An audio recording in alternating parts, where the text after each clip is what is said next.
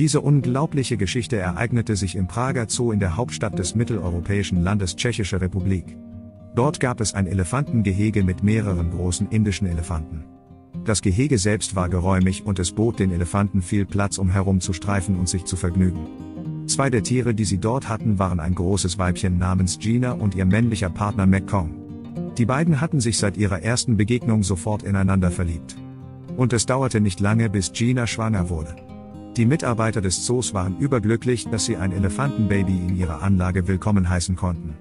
Die Schwangerschaft sollte 2 ganze Jahre dauern, aber in Wirklichkeit verging diese Zeit wie im Flug. Bald darauf brachte Gina ein Männchen zur Welt, das den Namen Max erhielt. Manche Leute nannten Max den Wunderelefanten. Denn er war der erste seiner Art, der jemals in der Tschechischen Republik gezeugt und geboren wurde. Seit der Eröffnung des Zoos gab es 8 Elefanten, aber keiner von ihnen hatte jemals ein Kind zur Welt gebracht. Bis jetzt. Dies war ein großer Schritt in ihren Bemühungen, die indische Elefantenpopulation zu erhalten. Seine Geburt bedeutete, dass sich die Herde im Zoo wohl und sicher fühlte. Und dass die Umgebung die Elefanten an ihre Heimat erinnerte. Leider wird ihr natürlicher Lebensraum immer schneller zerstört. Und ohne die Hilfe von Zoos wie dem in Prag wären die Elefanten höchstwahrscheinlich vom Aussterben bedroht. Max war bezaubernd und nicht nur bei den Tierpflegern, sondern auch bei den Besuchern sehr beliebt. Der niedliche kleine Elefant rannte hinter seiner Mutter her. Er spielte an der Wasserstelle und wälzte sich im Schlamm. Es war, als wäre Max eher ein Hund als ein Elefant.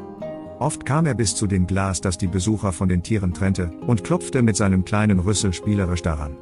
Wie alle Kinder einer Art war auch Max neugierig und verspielt. Er rannte nicht nur gerne herum und verbrauchte seine junge Elefantenenergie, sondern erforschte und entdeckte auch gerne neue Dinge.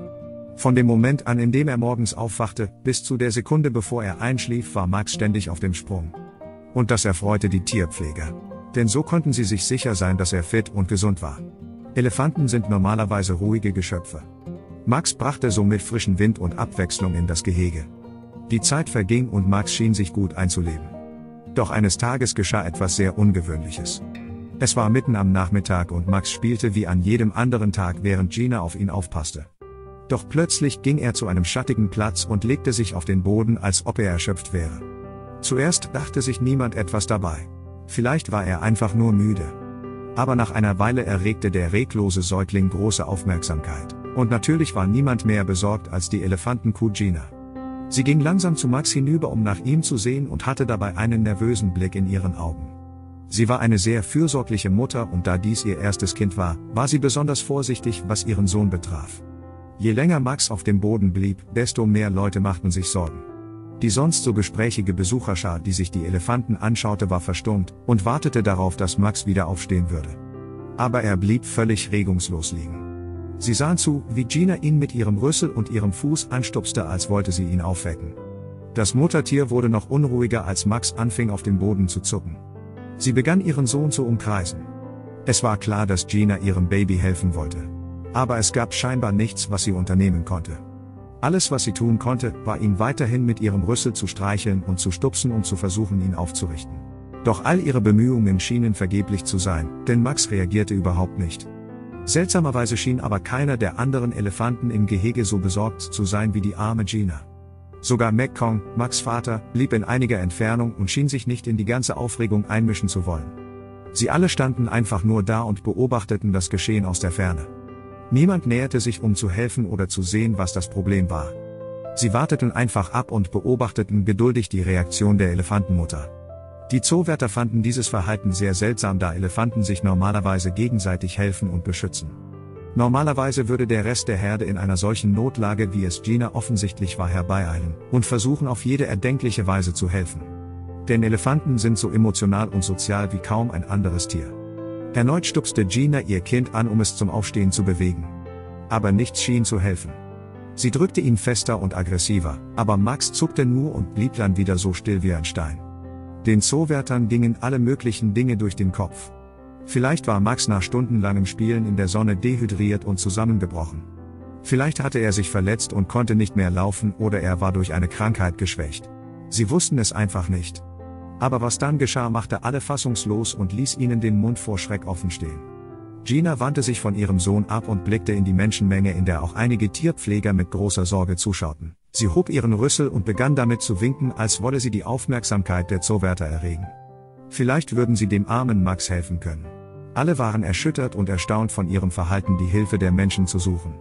Viele Tiere wären zu dieser Art von logischem oder rationalem Denken nicht fähig gewesen. Aber Gina versuchte anscheinend mit den Menschen zu kommunizieren und sie um Hilfe zu bitten. Keiner konnte glauben, was er sah. Aber die Zoowärter verschwendeten keine Zeit, um auf ihre Bitte um Hilfe zu antworten. Schnell betraten sie das große Elefantengehege. Viele der anderen Elefanten waren in sicherer Entfernung. Und selbst Gina wich zurück, als die Mitarbeiter sich Max näherten, der immer noch zuckend auf dem Boden lag. Das Muttertier sah ihnen mit flehenden Augen zu und hoffte, dass sie ihm helfen konnten.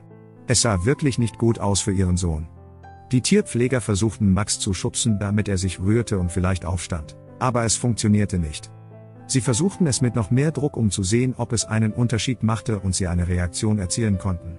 Aber es schien, als wären ihre Bemühungen vergeblich gewesen. Doch gerade als es am dunkelsten aussah, brach ein breites Lächeln auf den Gesichtern der Zoowärter aus. Und sie atmeten erleichtert auf, als Max aufstand und herumlief und spielte, als wäre nichts geschehen. Anscheinend brauchte der kleine Elefant nur ein Nickerchen und war schnell in einen tiefen Schlummer gefallen, aus dem er nicht mehr geweckt werden konnte. Nicht einmal von seiner Mutter. Erst die Bemühungen des Personals rüttelten ihn wach. Plötzlich wurde das Desinteresse des Restes der Herde deutlich. Die anderen Elefanten hatten Max' seltsames Verhalten sofort durchschaut und unterstützten Gina, indem sie ruhig und entspannt blieben. Die junge Mutter war überglücklich und streichelte ihren Sohn liebevoll mit ihrem Rüssel. Und bevor die Mitarbeiter gingen, winkte sie ihnen zum Dank mit dem Rüssel zu. Auch wenn es nur ein harmloser Grund war, weshalb sich Max nicht rührte, war sie dennoch dankbar für ihre Hilfe.